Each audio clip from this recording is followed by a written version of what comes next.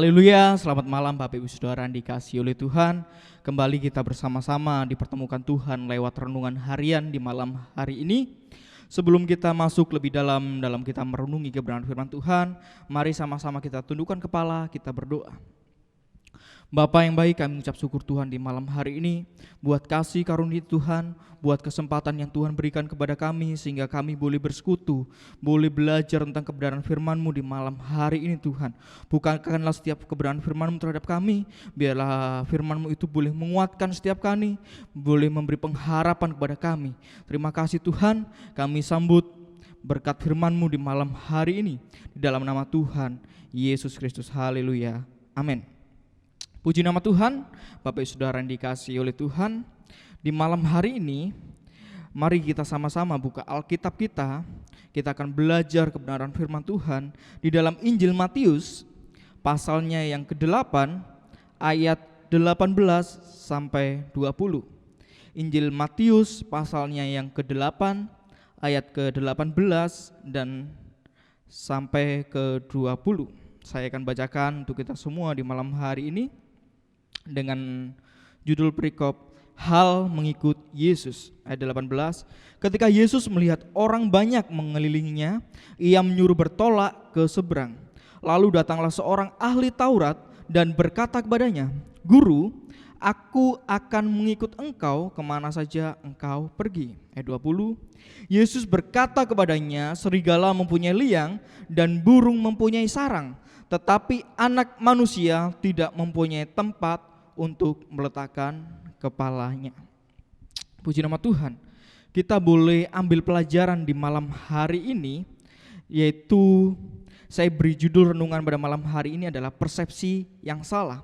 Kalau Lembaga Alkitab Indonesia memberi judul dalam perikop ini adalah hal mengikut Yesus. Ya, saya beri judul tentang persepsi yang salah. Ini berlaku bagi kita sebagai anak-anak Tuhan. Dikatakan tadi LAI hal mengikut Yesus.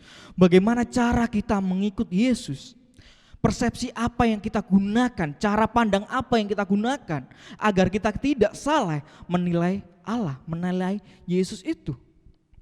Di malam hari ini kita akan belajar dua hal. Bagaimana persepsi yang benar agar kita tidak salah menilai Allah itu. Kalau kita sampai salah menilai Allah, memiliki persepsi yang salah, memiliki pandangan yang salah, cara pandang yang salah menilai Allah, akan berakibat fatal. Akan berakibat fatal. Sangat-sangat fatal. Kita bisa murtad, meninggalkan Tuhan. Kita bisa kecewa sama Tuhan. Kita bisa khawatir akan apa hal yang akan kita hadapi. Karena apa? Kita memiliki persepsi yang salah, memiliki cara pandang yang salah tentang Allah. Persepsi yang salah, cara pandang yang salah kalau kita menilai Allah. Yang pertama yaitu ayat yang ke-19. Ayat 19 saya bacakan. Lalu datanglah seorang ahli Taurat dan berkata kepadanya, "Guru, aku akan mengikut engkau kemana saja engkau pergi." Ya, kenapa saya katakan salah? Ini adalah suatu contoh bagaimana memiliki cara pandang yang salah menilai Allah. Iya, karena apa? Segampang itu ia katakan, "Guru, aku akan mengikut engkau." Ini ahli Taurat katakan. Kenapa dia bisa segampang itu? Katakan, "Guru, aku mau mengikut engkau." Kita lihat, kalau kita lihat perikop-perikop di atasnya, ahli Taurat ini melihat bagaimana Yesus mengadakan mukjizat-mukjizat, bagaimana Yesus menyembuhkan orang. Kalau kita lihat di perikop sebelumnya, Yesus menyembuhkan ibu mertua Petrus dan orang-orang lain. Terus sebelumnya Yesus menyembuhkan hamba seorang perwira di Kapernaum.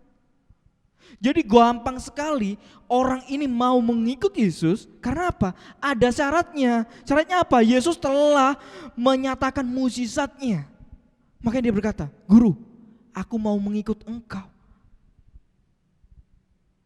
Ini adalah pandangan yang salah, cara pandang yang salah kita mengikut Tuhan. Kenapa? Ketika mukjizat gak terjadi dalam hidup kita, ketika mukjizat tidak berlaku dalam hidup kita, kita suatu saat pasti akan kecewa sama Tuhan. Kenapa? Cara pandang kita salah menilai Allah. Bahwa kita menilai Allah itu Allah sumber mukjizat. Oh, Allah itu yang selalu memberkati. Allah itu yang selalu menjawab doa-doa kita. Ketika nanti suatu saat doa kita tidak terjawab, kita apa? Kecewa sama Tuhan. Kita murtad sama Tuhan. Kok Tuhan itu seperti ini ya? Kok Yesus itu seperti ini ya? Oh, jadi orang Kristen itu seperti ini ya? Kenapa? Cara pandang kita salah menilai Allah. Lihat seperti orang ahli Taurat ini, seorang ahli Taurat ini. Kita lihat, guru, aku mau mengikut engkau. Kenapa? Dia sudah melihat bahwa Yesus itu mampu mengadakan mukjizat-mukjizat. Mukjizatnya yang dikejar, bukan Yesusnya. Ini bahaya.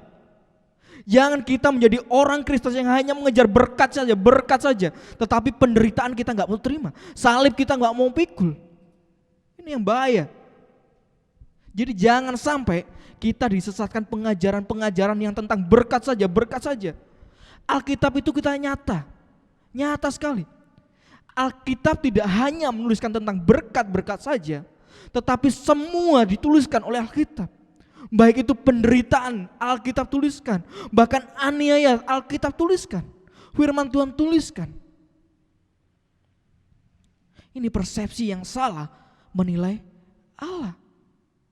Banyak, bukan hanya ahli Taurat ini yang mau mengikut Yesus. Lihat, orang-orang sebelumnya itu yang pernah melihat mukjizat Yesus, mereka sama-sama berbondong-bondong untuk mengikuti Yesus. Kalau kita lihat cerita waktu Yesus memberi makan 5.000 orang, lihat banyak orang berbondong-bondong, itu ayat-ayat awalnya bilang seperti ini. Banyak orang berbondong-bondong mengikuti Yesus. Karena apa?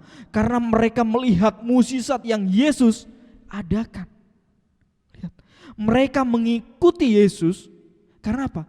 Karena mukjizat. Ini jangan sampai cara pandang kita menilai Allah, cara pandang kita melihat Allah, persepsi kita tentang Allah bahwa kita hanya ikut Tuhan karena berkat. Kenapa? Ketika iman kita, percaya kita dihadapkan dengan tantangan, pasti kita akan kecewa. Karena apa? Kita hanya pandang berkat saja, berkat yang diberikan Tuhan. Berkat yang diberikan Tuhan saja yang kita pandang. Suatu saat kita akan kecewa sama Tuhan. Ini hal pertama. Jangan memiliki persepsi yang salah tentang Tuhan. Cara pandang kita harus benar. Allah itu setia dan adil. Setianya apa? Dia setia kalau akan memberkati. Kalau hanya berkat Tuhan curahkanlah. Setia dalam perkara-perkaranya. Tuhan tidak pernah ingkar janji, itu pasti. Tetapi adil apa? Adil dalam hukuman. Barang siapa yang bersalah akan dihukum. Itu firman Tuhan katakan. Jangan hanya kita main comot-comot ayat saja. Kita ambil yang ayat-ayat bagusnya saja. Ambil ayat yang ada berkat-berkatnya saja. Oh, kalau engkau berdoa doamu akan dijawab oleh Tuhan.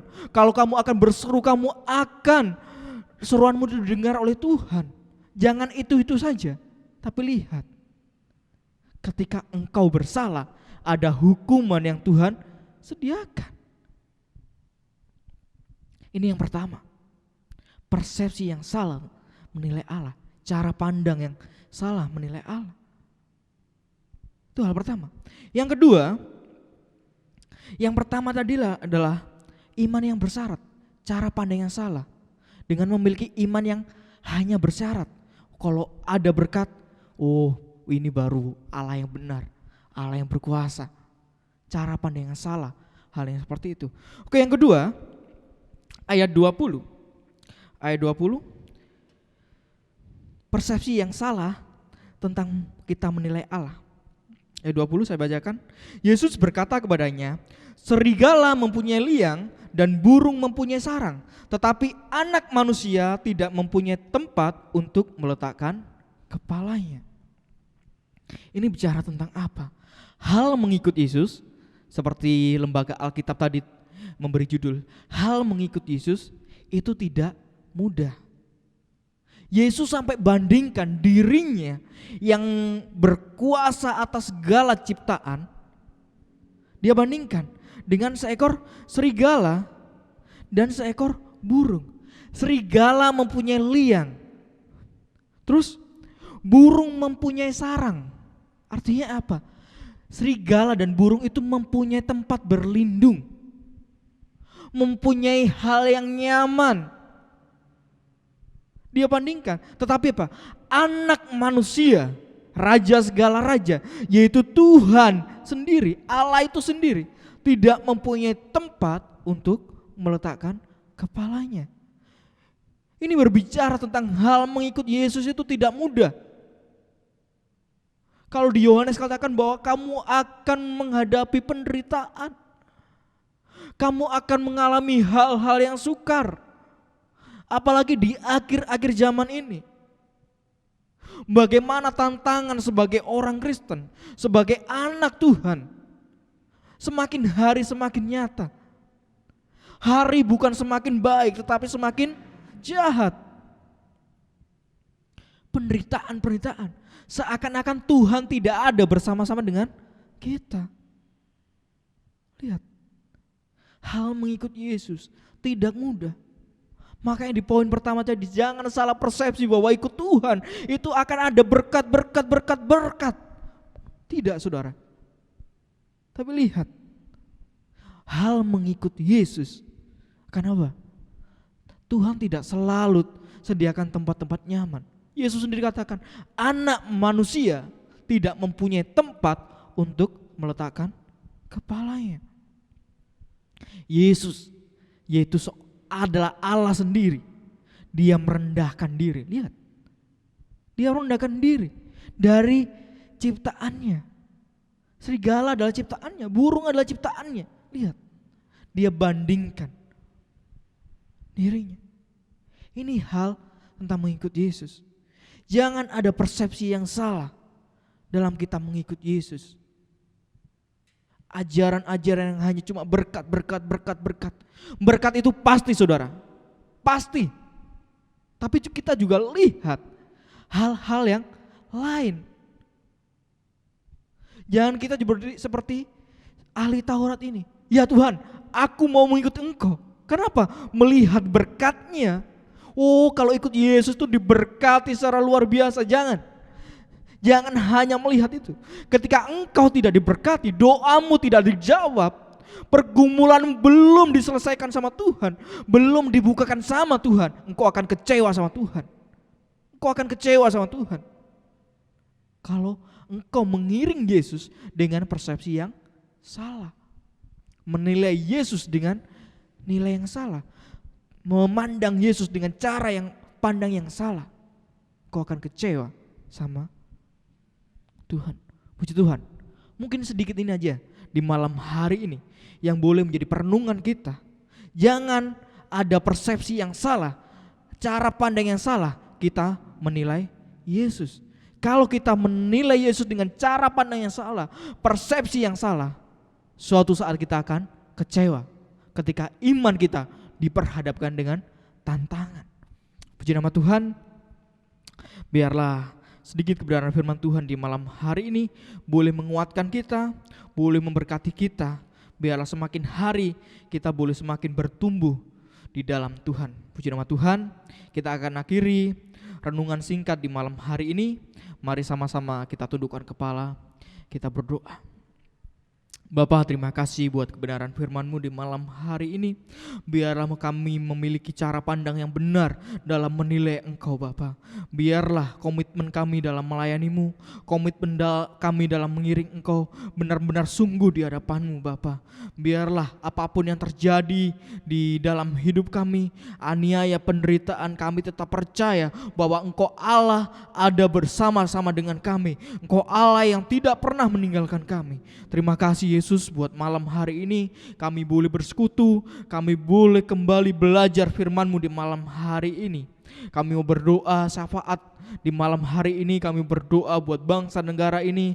Biarlah Tuhan tolong pemerintahan kami yang ada, kami serahkan tangan-Mu, baik pemerintahan yang tertinggi sampai yang terendah. Tuhan yang campur tangan, Tuhan yang tolong. Kami juga berdoa buat jemaat-Mu yang ada, GBDI Frata yang ada kami serahkan ke tangan-Mu. Biarlah Tuhan memberkati jemaat-Mu, berkat usaha pekerjaan mata pencarian Tuhan yang memberkati, bahkan kesehatan kesembuhan boleh melingkupi hidup mereka Bapa, bahkan tercurah dalam hidup mereka. Terima kasih Bapa buat kesempatan di malam hari ini kami boleh bersekutu menikmati hadirat-Mu Tuhan. Terima kasih, kami akan akhiri persekutuan kami, renungan harian kami di malam hari ini di dalam nama Tuhan Yesus Kristus. Haleluya. Amin.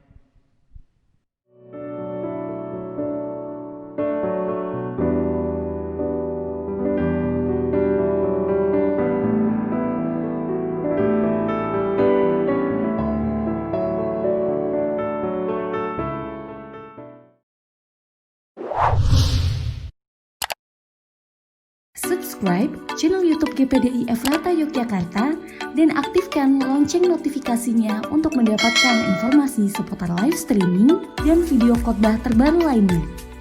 Tombol subscribe berada di kanan atas channel kami dan jangan lupa klik tombol loncengnya. Tuhan Yesus memberkati.